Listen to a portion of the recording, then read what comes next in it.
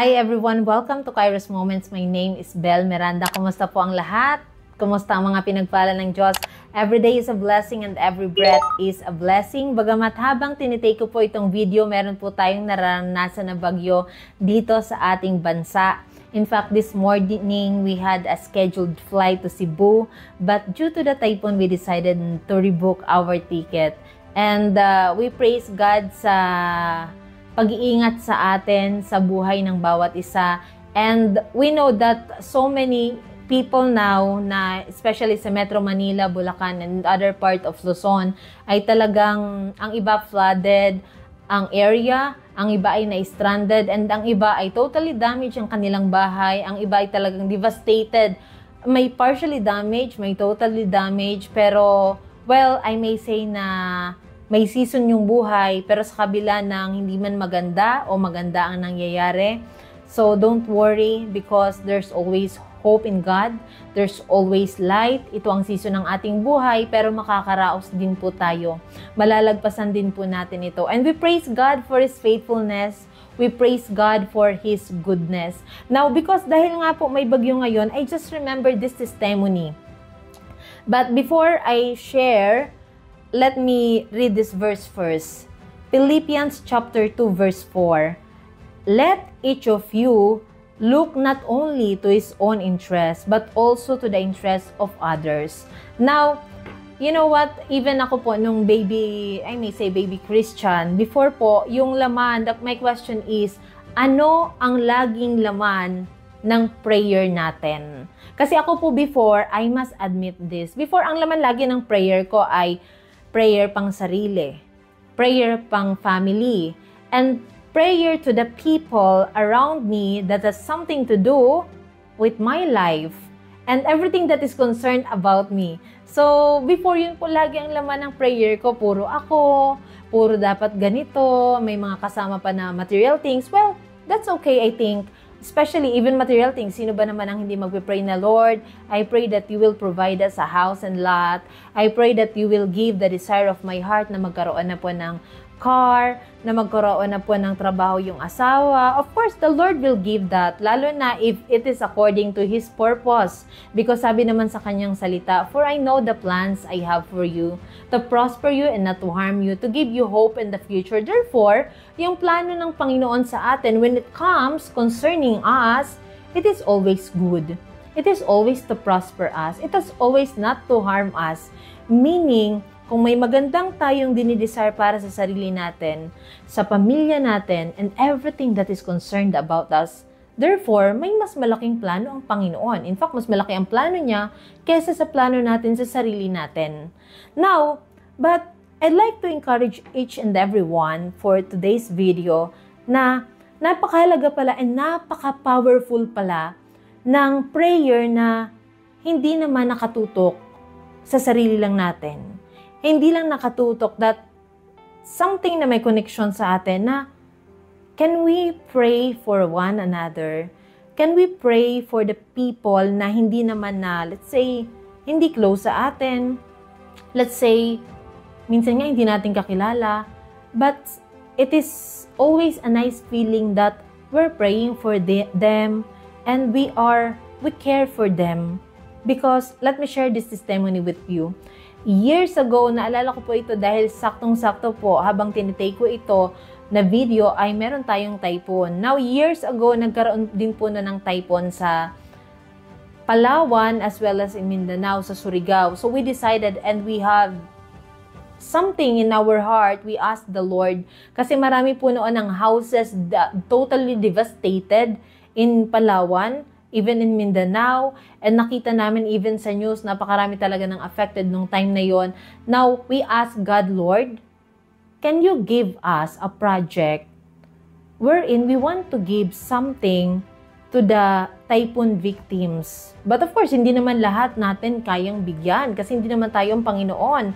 The Lord is the provider, we are not the provider. Channel lang po tayo.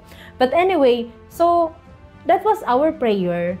And alam niyo po, ang ano namin sa Panginoon, Lord, if you will give us a project this time, lahat ng kikitain namin, we will give it to the victims of typhoon in Palawan and in Surigao. Now, glory to God, I think one day lang po, morning, gumawa kami ng proposal, gumawa kami ng mga presyo, and we were not expecting kasi usually po ay mga 1 week, 2 weeks, or kaya naman 1 month bago namin makuha, let's say, yung result, kung ano ang result ng aming proposal. But praise God, and we were so amazed na Lord, hiningi namin na you give us a project so that we can share all the income to these people. And morning namin ginawa. And praise God, kinahapunan, automatic binigay sa amin ang project. In-award sa amin ang project. So we were so happy and we have, that feeling sa puso namin na nasatisfy kami na Lord.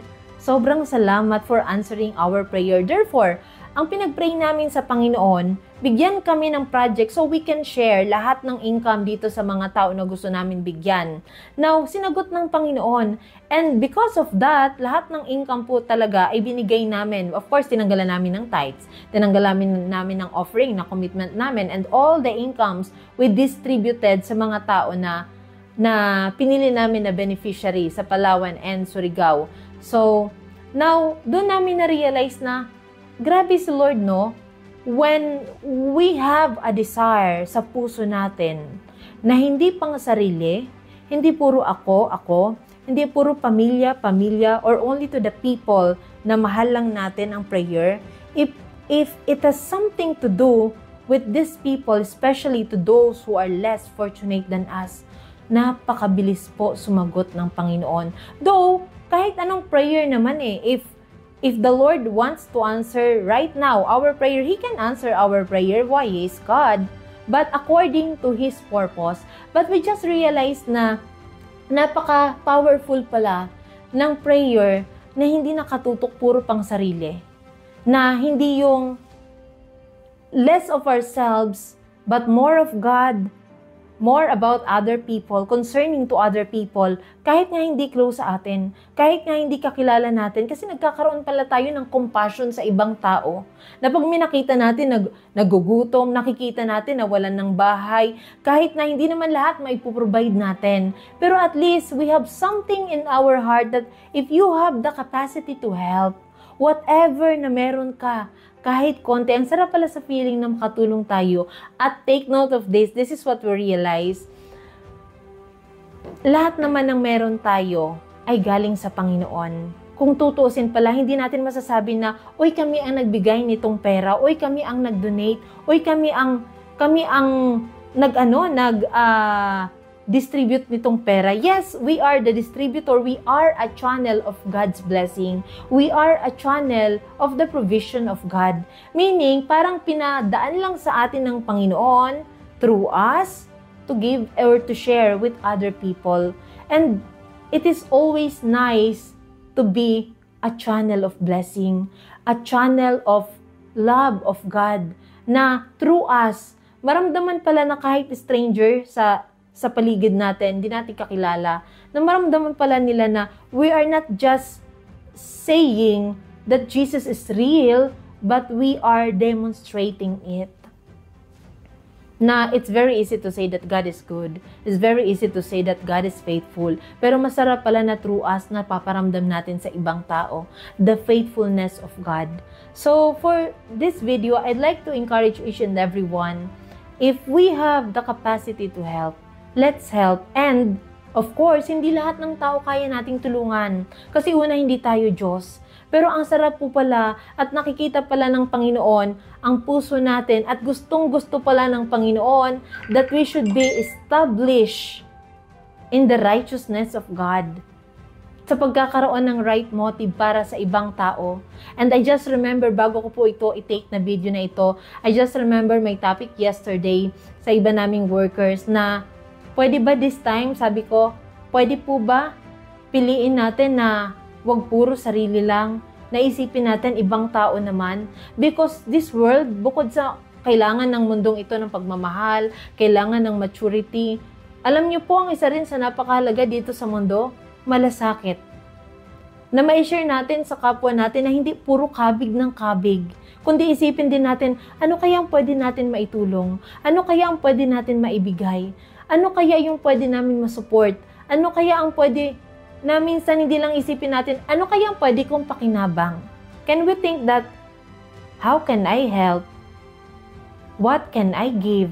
And if ever you want to help, we want to help other people, and we don't have anything to share with others, we can ask God. And I'd like to encourage each and everyone to pray to God. If you have something in your heart na desire na tumulong sa ibang tao, Lord, I want to help my neighbor, I want to help yung tao na nakikita ko, Panginoon, even sa Facebook, even sa ibang lugar, Panginoon, na narinig ko lang ang kwento, I have this heart for that person, Panginoon, na kahit hindi ko kakilala, you can pray to God, Lord, if you will provide me, Panginoon, make me, Father, a channel of your blessing, and I am very sure the Lord will answer your prayer if the motive is pure. So again, let us help one another, pray for one another, and let's make our motive pure because God loves those na may mga motibo na pure sa kapwa and always worshiping Him, honoring Him, for it is written, those who honor God, He honors. Thank you and God bless.